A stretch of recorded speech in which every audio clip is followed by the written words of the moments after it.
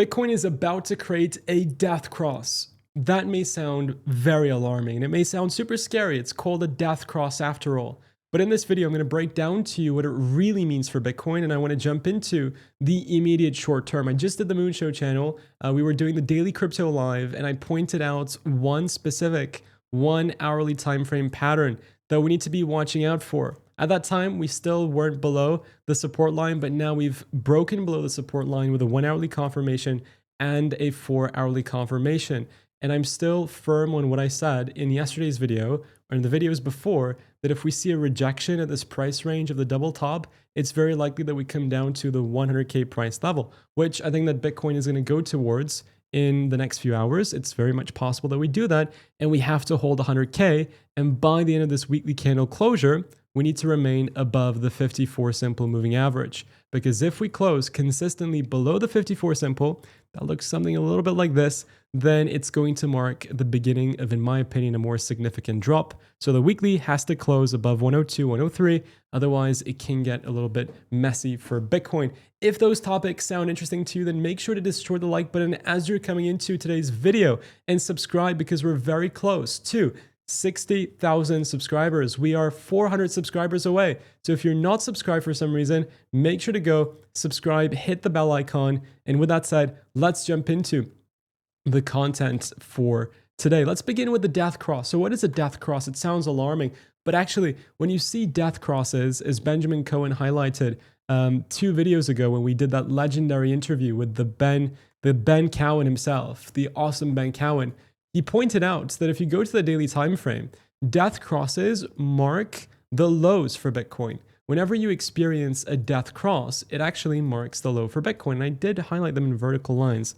For some reason, TradingView decided to get rid of them, so we can redo them. That's perfectly okay. Look, death cross, it marks a low. The last time we got it, it was exactly when Bitcoin was at $74,000, the low created after President Trump's tariffs. The time before, you got a death cross following the Japanese yen carry trade unwind. That was in the mid 50s going to 60K, but Bitcoin 2 days before that hit $49,000. And the first Genesis death cross of this specific parabolic cycle took place in September of 2023, and that was when Bitcoin was at $26,000. From death cross to death cross, that was a 133% move. From the next death cross to the next death cross, that was a 39% move. And from this death cross to the upcoming death cross, that is going to be roughly a 20% move. So it gets smaller and smaller every time, but it does mark a low. Doesn't mean it's going to mark a low this time around. Well, this is my 2 Satoshis. I know that it's bullish that we mark a low on the death crosses, but we need to account the fact of where we are in the cycle. We're in post-halving year, and post-halving year is always the end for Bitcoin. It's end for the Bitcoin rallying to the upside. And I hate to say it, and please don't hate the messenger, guys. Like, I'm just trying to give you transparent analysis. We were super bullish when Bitcoin was at 74, and I jumped into a bunch of long positions, and we made good profits from them over on Weeks. And if you want to sign up to Weeks, and if you want to be trading, links are down in the description of this video.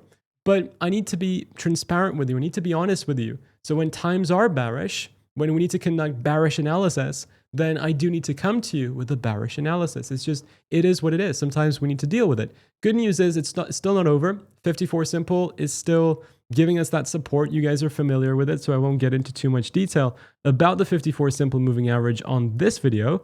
But look, you go to the prior cycle, you get that similar double top. You know the double top story as well. The death cross takes place in January, right? And there is one very key thing that's different between the last cycle and this cycle. Bitcoin went ahead and made a new all-time high.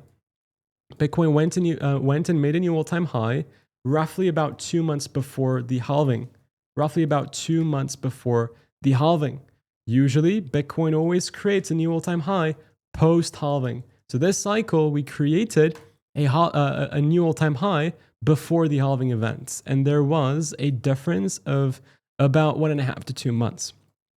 So when you think of it that way, if you add 1.5 months to November the 12th, that takes you to about January. So in theory, it comes to roughly the same time when you change the price discrepancy or the time discrepancy. So it sort of makes sense that this could be the final death cross before you jump into the bear market. But I want to make it clear, I'm not going bearish yet. This is not when CryptoKid is selling his bullish long positions.